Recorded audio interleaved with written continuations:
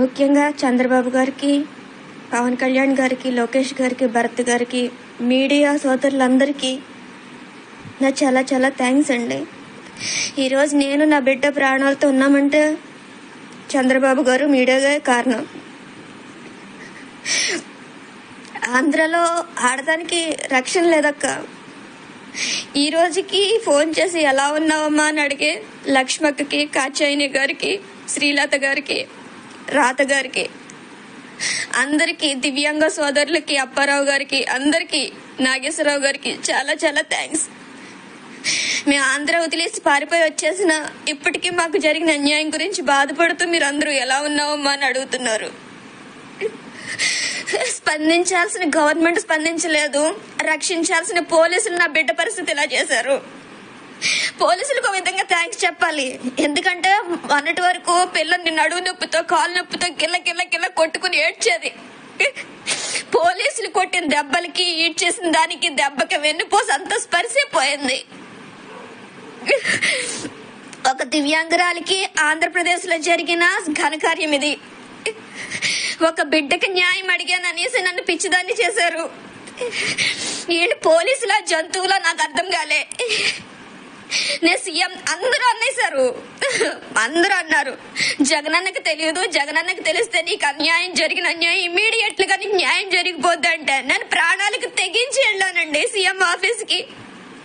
ఒక మధ్య తరగతి ఆడది సీఎం ఆఫీస్ దాకా వెళ్ళడం అంటే ఎంత కష్టం. ఎలాగైనా జగనన్నని కలిస్తే నా బిడ్డకి న్యాయం జరుగుద్ది అనేసి అందరూ అన్నారు అనేసి నేను ప్రాణాలకు తెగించి వెళ్ళాను. వెళ్ళినందుకు ఫలితం ఏముంది? పబ్లిసిటీ చేసుకున్నారు. నా ఇల్లు నాకు అమ్మించి పెట్టడానికి వీళ్ళు పబ్లిసిటీ చేసుకున్నారు. అసలు పోలీసుల ఆ తాడిచెట్టు రాజా గాని, కుడిపొడి సూర్యనారాయణరావు గాని ఇంటర్ఫీర్ అవ్వకపోతే నా ప్రాపర్టీ, నా ప్రాబ్లం లేదు. వైసీపీ నేతలు చేసిన అకృత్యాలకి నా బిడ్డ బలైపోయింది. దానికి న్యాయం చేయమని అడిగాననేసి నన్ను పిచ్చిదాన్ని చేశారు. ఇదక్క ఆడదానికైతే ఆంధ్రప్రదేశ్ లో రక్షణ లేదు. పోలీసులకు మాత్రం నేను చాలా రుణపడి ఉన్నాను. ఎందుకంటే అప్పటిదాకా నా బిడ్డ ఏడ్చేది, వెన్ను నొప్పి వచ్చేస్తుంది, కాలు నొప్పి వచ్చేస్తుంది అని గిలగిల ఏడ్చేది.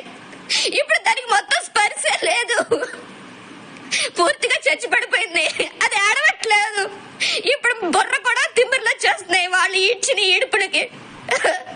వెన్నుపూస ఆపరేషన్ జరిగిన బిడ్డను అలా ఏడ్చుకుని వెళ్తారా? వాళ్ళు మనుషులా, జంతువులా? నాకు ఇప్పటికీ అర్థం కాలేదు. అది ఏమన్నా టెర్రరిస్టా లేదంటే నక్సలైట్, ఇంకేదన్నా క్రిమినల్లా? నాకు అర్థం కాలేదు. దాన్ని అలా 300-400 మంది పోలీసులా నన్ను ఒక దివ్యాంగురాల్ని ఈడ్చుకెళ్ళడానికి? వాడికి సిగ్గనిపించి ఇట్లా ఎందుకా చదివారు అలా ఐఏఎస్లు, ఐపీఎస్లు? ఆంధ్రప్రదేశ్ లో దివ్యాంగుల కమిషన్ చచ్చిపడిపోయింది, హ్యూమన్ రైట్స్ కమిషన్ చచ్చిపడిపోయింది, ఉమెన్ రైట్స్ కమిషన్ చచ్చిపడిపోయింది. అన్ని కమిషన్లు, అన్ని గవర్నమెంట్ ఆఫీసర్స్ అందరూ చచ్చిపడిపోయారు. నా కూతురు ఒకతే అనుకున్నా నేను అప్పటిదాకా. నా కూతురికి కాళ్ళు ఒకటే చచ్చిపడిపోయినాయి. కానీ ఆంధ్రలో మొత్తం న్యాయం అనేది చచ్చిపడిపోయింది. లేడీ కానిస్టేబుల్ ఉన్నది ఆడవాళ్ళని రక్షించడానికి కాదు, ఇలా పసిపిల్లల మీద, ఆడవాళ్ళ మీద దౌర్జన్యం చేయించి నోరు మోయించడానికి, పిచ్చి ఆసుపత్రికి పంపించడానికి, మగజాతికి మట్టి అంటకుండా ఆడవాళ్లతోనే చంపించడానికి. హ్యాట్స్ ఆఫ్ నిజంగా. నా బిడ్డ పరిస్థితి ఏ ఆడదానికి రాకూడదు, ఏ పసిబిడ్డకి రాకూడదు అని నేను ట్రై చేశాను అంతేగాని నాకు ఎవరి మీద పర్సనల్ గ్రేడ్స్ లేదు. ఒక చిన్న పిల్లకి అన్యాయం జరిగితే ఎంతమంది గొప్పవాళ్ళు స్పందిస్తారా అని. నిజంగా గొప్పవాళ్ళందరికీ చచ్చిపడిపోయారండి. ఆంధ్రప్రదేశ్ లో మానవత్వానికి చోటే లేదు. ఏదో అక్కడ పాపం లక్ష్మక్క లాంటి వాళ్ళు బాధపడుతున్నారు, నాగేశ్వరరావు గారు లాంటి వాళ్ళు స్పందిస్తున్నారు. కానీ స్పందించాల్సిన గవర్నమెంట్ గాని, పోలీసులు గాని, దివ్యాంగుల కమిషనర్ గాని, హ్యూమన్ రైట్స్ కమిషనర్ గాని, అసలు ఉమెన్ కమిషనర్ లేదంట. మరి నాకు అర్థం కాలే. సీఎం ఆఫీస్కి వెళ్ళినప్పుడు నా కేసు సుమోటో కేసు కింద ఫైల్ చేస్తామన్నారు. ఇప్పుడు దానికి ఏమీ ఇది లేదు. ఇంకా దీని ప్రాపర్టీ అలా కోర్టులోనే జరుగుతుంది. దీనికి ఇంత అన్యాయం చేసిన పోలీసులు మాత్రం ఓర కుక్కల్లా తిరుగుతున్నారు సమాజంలో. వాళ్ళకి కూతుర్లు ఉన్నారు. వాడికి చస్తే వాడి కూతురి పరిస్థితి కూడా నా కూతురులాగా ఉంటుంది. I promise, I swear about that. ఒక పసిబిడ్డకి న్యాయం చేయడానికి ఇంతమంది మగవాదవులు అందరూ చస్తున్నారు అక్కడ. ఏం చెప్పంటావు అక్క? ఇంకా